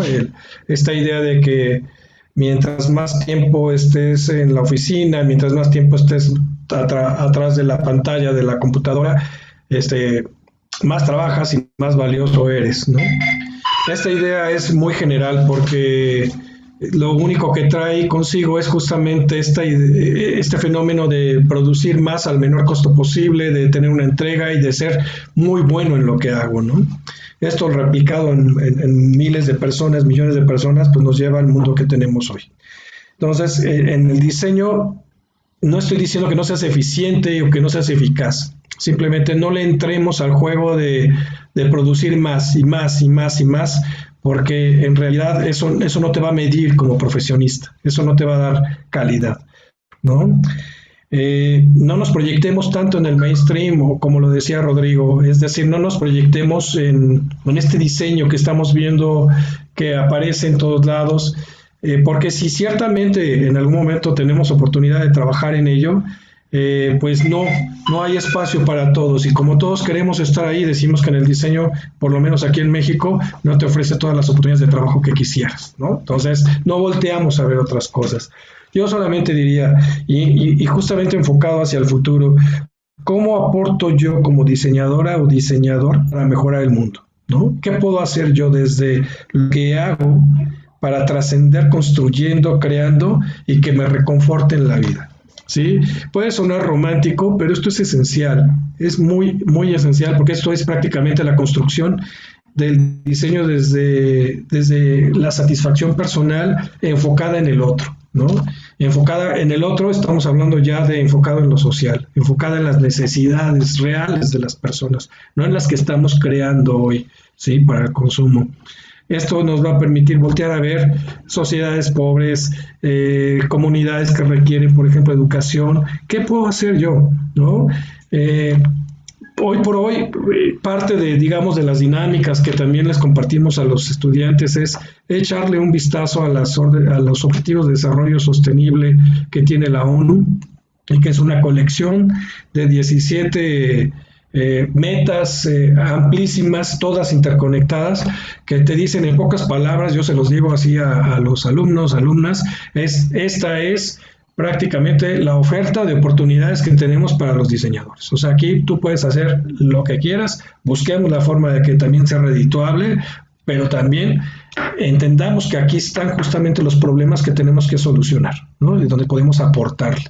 Creo que con ello estaríamos hablando justamente de pues las miras al futuro. Yo sé que hace ratito también se mencionaban hay muchos futuros posibles, hay muchos futuros. El futuro es una apuesta a cantidad de caminos, ¿no? Entonces apostemos justamente con esta filosofía o esta postura a que el diseño construya, ¿no? Que el diseño cambie los paradigmas y sea justamente la punta de lanza. Pues muchas gracias, sería todo de mi parte. Oscar, gracias, Eh, Alex. Acá, bueno, esto es del libro que decía Gonzalo. Capitalism, enjoy capitalism. Sí. Disfruten el capitalismo. Si no, disfrútenlo, yo diría hackeenlo, en todo caso, ¿no? Hackear el sistema. Otras cosas que traigo por acá, por ejemplo, tengo un... de los prisioneros, la voz de los Compartimos 80. literatura. Sí, sí, claro, claro que sí. Tengo estos dos, que fueron los que más me gustaron, en realidad. El Pateando Piedras y el de la voz de los 80. Bueno, eso es parte de mis juguetes. Bueno, un mensaje para los chicos y chicas que estudian diseño. Sí, yo la verdad que nunca tomé a nadie como referente, ¿no? Ni a Saul Bass, ni a Paul Rand, ni a todos estos monstruos de las escuelas norteamericanas o de las escuelas europeas, alemanas, ¿no? La verdad que nunca, creo que no tengo ni libros de ellos. Sean ustedes. Eso, mi recomendación es que sean ustedes mismos, con humildad, que sean lo suficientemente curiosos para aprender siempre, ¿no? Eso es inacabable. Ampararse siempre en su proceso y pensamiento de diseño, sean más humanos, defiendan a capa y espada su disciplina, no se dejen amilanar por nada ni por nadie que les diga que el diseñador hace dibujitos y nada más. No, no, no. No hagan eso. Y atrévanse siempre a pensar y sobre todo a hacer, ¿no? Y construir con las personas para las cuales están diseñando, juntos. Eso. Gracias. Aprovechando esa última frase de que los diseñadores solamente hacen dibujitos y aprovechando esta línea de argumentación que estaba tratando de poner yo de lo contemporáneo y funky business y que tus pares ya no están solamente al lado tuyo, tomando esta cosa que tú dices de que el diseñador es el que hace, generalmente ha sido visto como el que hace el dibujito, lo que hace, de hecho la palabra diseñar viene de italiano, de cierta forma, que es dibujar, y se nos ha siempre asociado solamente con esa característica. Hay una frase de Buckminster Fuller también que dice, voy a traducirla, dice: cuando estoy trabajando en un problema, nunca jamás me preocupo si es bonito o no. Ahora, cuando termino de solucionar ese problema y veo la solución, si la solución no es bonita, entonces no es la solución correcta. O sea, hay cosas más importantes porque si la solución efectivamente está en el camino correcto, la solución indudablemente va a tener un aspecto estético incorporado apropiado para ese problema. Quería abrir los últimos minutos a los alumnos, si es que alguien tiene alguna pregunta, algún comentario que hacer, más allá de las condiciones del trabajo que tienen que hacer basado en estos 3 conversatorios, que eso lo podemos ver al final nosotros después de despedir a los alumnos. Si tienen alguna pregunta.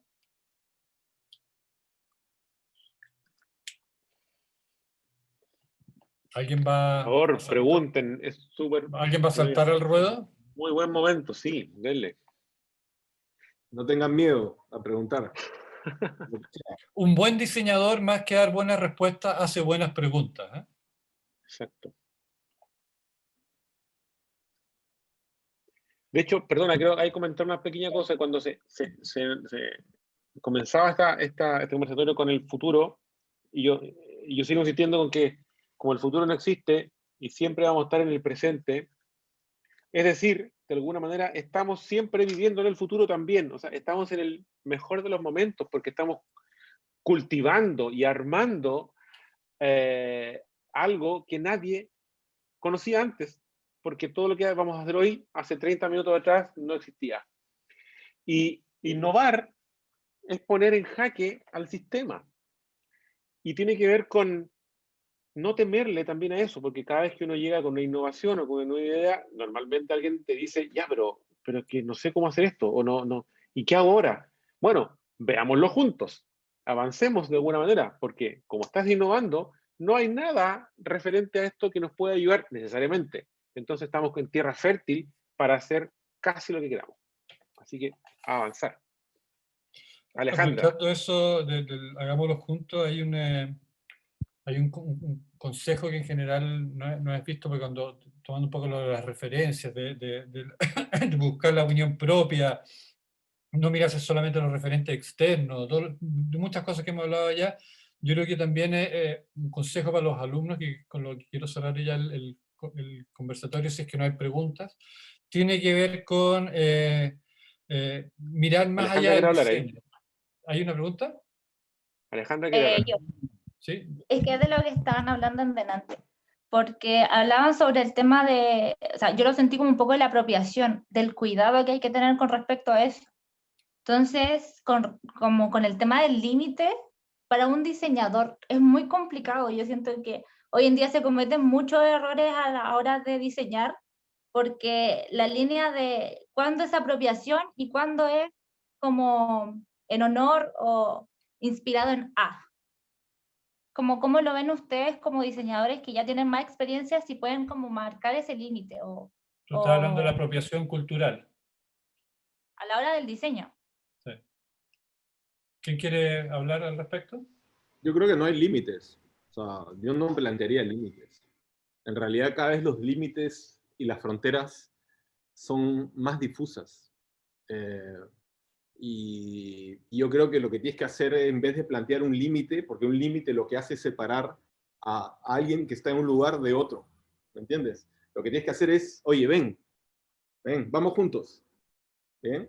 Y vamos a construir esto juntos a través de esta pista, o esta carretera, si quieres, que se llama proceso de diseño. Y dejémonos conducir por ese proceso, a ver a dónde nos lleva, ¿no? Eso es lo que hablabas tú del cooperativismo. Sí. Bueno, quizás yo podría hacer una analogía también a este ejercicio que se hace con la música, ¿no? Tú con la música, pues escuchas una canción y de pronto escuchas otra y dices, se parecen un poquito. Bueno, pues tienen los mismos acordes quizás. En alguna parte de la canción o de la composición tienen los mismos acordes. Pero hay una gran diferencia y quizás que sea que el tiempo es más amplio o hay quizás el mismo acorde, pero la composición en general trae otras cosas que la acompañan y la hace un tanto distinta. Y por otro lado está el hecho de que tú generas una propuesta, la presentas, la llevas a la vida, y de pronto te topas con que alguien más ha hecho algo parecido a lo que tú hiciste, ¿no? O sea, caray, o sea, parece que pensamos en lo mismo. Esto puede darse muy comúnmente. Entonces, con esto quiero decir que no vamos a descubrir el hilo negro, ¿no? O sea, simplemente lo que tenemos que hacer es que nuestra creatividad pueda dar nuevos enfoques, nuevas formas. A lo que, Alejandra, creo te refieres es que si yo tomo el estampado, por ejemplo, de un huipil o no sé cómo le llaman a esto. De un bordado. Sí, un bordado, los que hacen en Chile, que se me va el nombre, bueno, bordadoras de Isla Negra, por ejemplo, puedes tener, ¿no? O si no, tienen mapuches que tienen unas biografías. Exacto, yo puedo retomar de ello e inspirarme, y así como te decía yo con la música, tendré que darle mi toque, tendré que no solamente retomarlo y plasmarlo, sino más bien reinterpretarlo. Cuando tú logras reinterpretarlo, entonces ya te lo apropiaste en el buen sentido de la palabra, no nada más lo trasladaste, ¿no? Que ese sería el punto. Y es válido, ahí es totalmente válido. Lo que no se vale es lo que hacían estas diseñadoras de moda, que fueron muy sonadas, que tomaron el patrón de la artesanía oaxaqueña y se la llevaron, te digo, a un desfile de modas. Eso es, o sea, realmente sí es como hacer trampa, ¿no? Pero si tú le hubieras dado ahí la modificación, lo hubieras integrado en otro espacio, le hubieras agregado otros elementos, le hubieras dado una reinterpretación propiamente con los elementos propios de la artesanía, creo que tenemos el logro más que hecho. Y coincido, pues no hay límite, o sea, el límite es prácticamente, pues vaya, amplísimo, ¿no? Si es que queremos ponérselo, ¿no? Es amplísimo, o sea, nunca vamos a llegar a él, ¿no? Por mi parte, Algo así sí, parecido, sí, sí. lo vieron que, por ejemplo, unos diseñadores, creo que eran gráficos, diseñaron pijamas de los Selkman. No sé si vieron esa noticia alguno.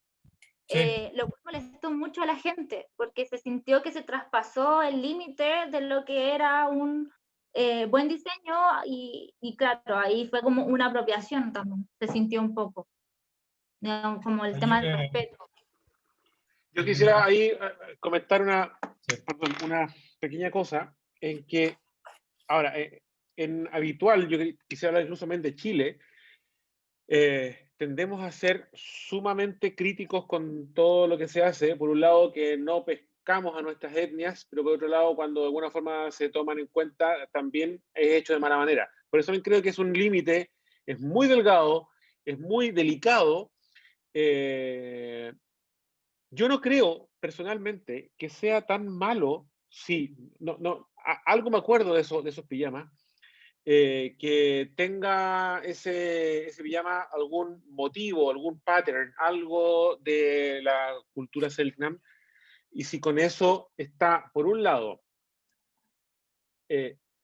transmitiendo algo que estaba perdido, que ya no existe, que puede incluso no conocerse, mientras sea lo suficientemente también correcto y adecuado para no pretender caer dentro de una moda y lucrar solamente con eso porque está de moda o porque es bien visto que yo haga algo relacionado con las etnias o con los pueblos que están desapareciendo o algo similar. Por eso digo que es delicado. No encuentro tan malo que eso se haya hecho, en la medida en que generemos un discurso para que se entienda que hay una parte que podría servir de educación, otra parte que podría servir de registro, y ojalá también haya algún aporte en donde no sea hacer exactamente lo mismo de siempre, copiar y pegar y no hacer nada más. Pero, insisto, como dice Oscar, es muy delgada la línea. No es que todo esté súper bien o todo esté súper mal.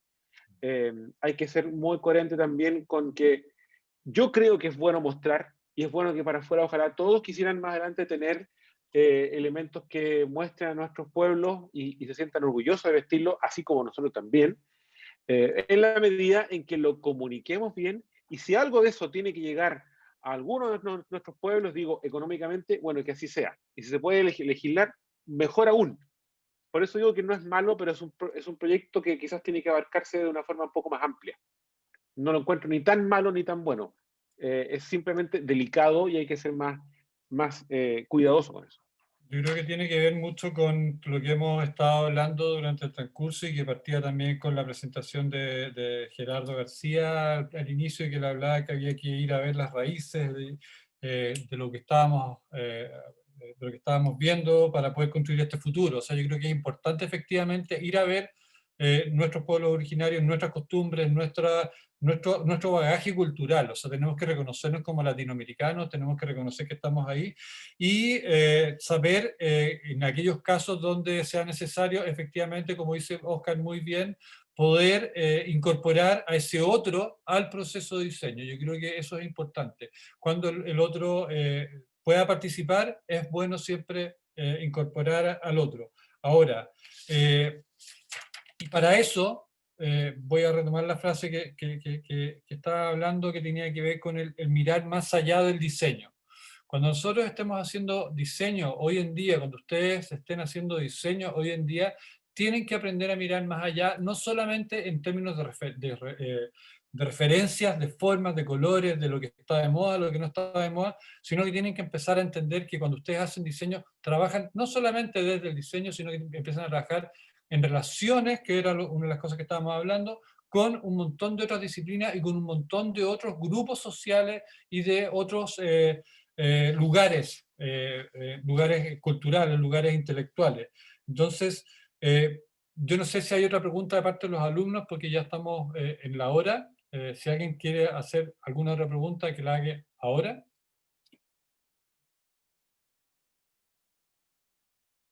Perfecto.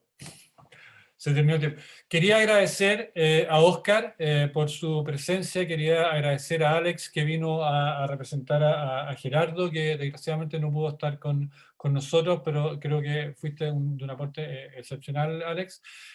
Ambas universidades extranjeras, ustedes saben, obviamente que pueden contar con nosotros para lo que sea necesario. Estamos más que disponibles, estamos dentro de la misma red.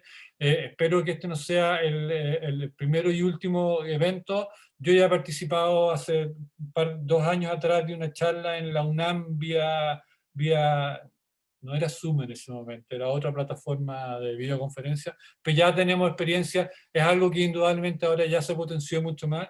Así que, y agradecer obviamente a Rodrigo, que es de la casa y que es nuestro director, y invitarlos a revisar esto, porque esto va a quedar puesto en línea, para que puedan revisar estos videos, y como les señalamos en algún momento vamos a hacer un transcript, algún escrito en base a lo que, y se los haremos llegar. Y nada, Oscar, Alex, 1.000.000 de gracias por la participación. Ha sido, yo creo que para los alumnos, súper interesante poder participar y poder escuchar sus opiniones y darnos cuenta que efectivamente no estamos tan solos al final de la Tierra, como se llama nuestra Universidad Finisterrae.